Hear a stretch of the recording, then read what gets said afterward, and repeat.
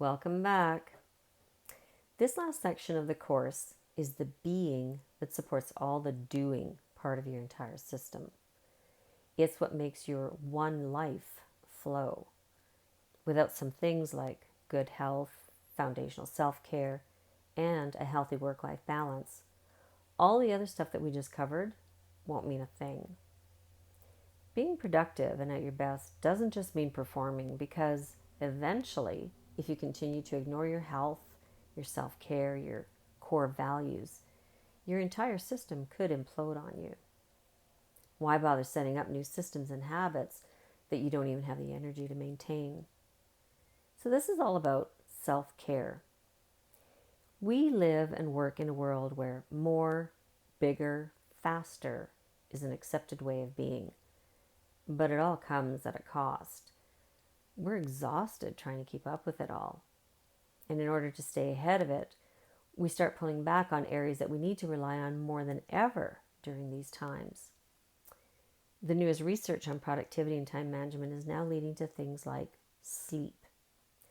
Sleep is one of the behaviors many are willing to sacrifice on the mistaken assumption that doing so will allow us to be more productive. But in fact, if you have a good night's sleep, 7 to 8 hours, what you'll find is that you can get more done than if you'd stayed awake. This particular factor is critical to your health and productivity. In the book, The Way We're Working Isn't Working by Tony Schwartz, the chapter on this subject is titled Sleep or Die. That kind of grabs the attention, doesn't it? So the benefits of getting a good night's sleep are many, but most notable are more focus. When you're fully awake, your mind has an easier time staying clear, your eyes stay open, and you're able to concentrate on your goals. Sharper decision making. When you're well rested, you have the mental capacity to consider more aspects of anything. Your decision making skills can improve dramatically. Improved memory. That end of the day sweeping that gets done when we sleep gets rid of a lot of clutter, and it allows you to remember the stuff that counts. A 2007 Harvard study showed that the consolidation of information that takes place only during sleep is essential for learning new information. Better accuracy. We all know how alcohol impairs our motor and decision-making skills, but being self-deprived can impair you by as much as 50% more than being under the influence. And besides, a recent study has revealed that sleep-deprived people appear more unhealthy and less attractive. So if you're on the dating scene, get some more sleep. Okay, the next one is drink enough water. When you're dehydrated, you can't think well. And when you can't think, you forget where you put things. You can't make good decisions.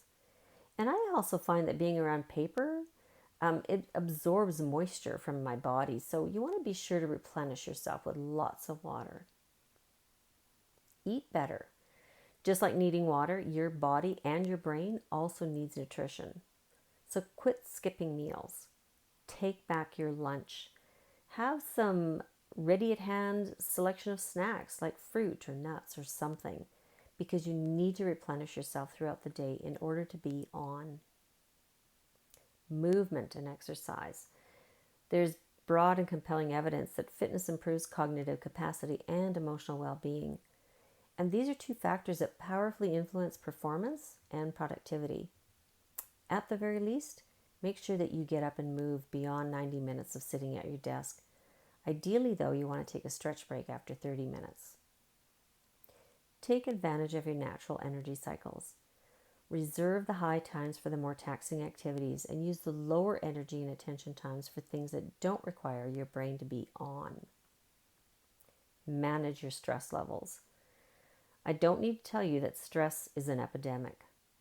Put your spectacles on from time to time.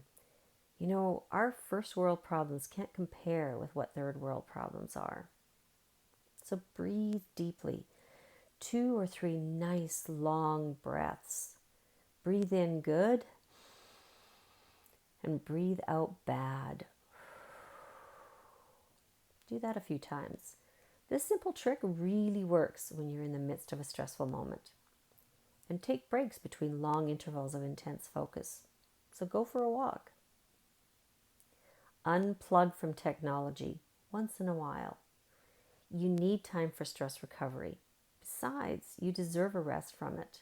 You need to enjoy your one life. You know, there's a video that I watched quite some time back, but it talks about how we're so lost in our phones. And it ends with, you look up from that phone, shut down that display. Stop watching this video. Live life the real way. We spend far too much time being connected, so be sure to unplug from time to time. Build and nurture your support network. It is not a weakness to need one.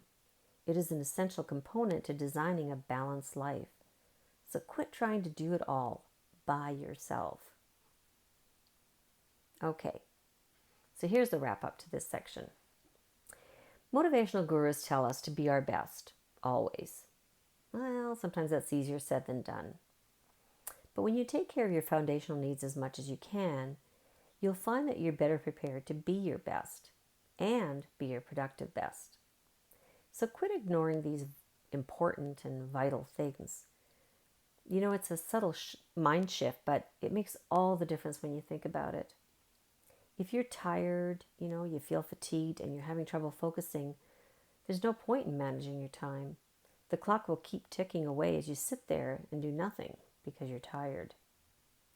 And you don't have control of time, but you do have control of yourself and how productive you are. So focus on that. When you take good care of yourself, everything else will naturally follow. When you sleep well, eat and hydrate, exercise, exert boundaries and such, then being productive will follow. Then, when you add tips and techniques such as the ones we've talked about in this course, it's like adding oil to a fire. So stop worrying about time management and start focusing on self-management, and then the rest will begin to take care of itself. In the midst of all that we have to face each day, all the demands and work and bosses and colleagues and it's easy to lose sight of what's truly important. Making it a priority to adjust and change what needs to be is critical to your well-being. So there's no better time than now. I love this quote that I found. And every day the world will drag you by the hand yelling, "This is important, and this is important, and this is important. You need to worry about this, and this, and this." And each day, it's up to you to yank your hand back, put it on your heart, and say, "No, this is what's important." You probably can't see it, but my hand is on my heart. Remember, you are a human being, not a human doing. Okay, I'm off my soapbox now. Let's move on to making things really happen. So can a workshop change your life? The answer is yes, if you embrace some of the ideas, and no if you don't implement any of them. You need to quit relying on the hopey, changey thing and start taking some action. Just doing this course doesn't mean that things will now happen. It's commitment time. So use your next action worksheet, which is on page 42. It's got all the areas and sections that we've talked about or worked on in this course. And check off the ones that you'd really like to work on. There's a few blank lines that I've added there that if you want to work on something that we didn't cover but you really want to. And you want to have that completed for our wrap-up Zoom call. Okay? So I'll see you all there.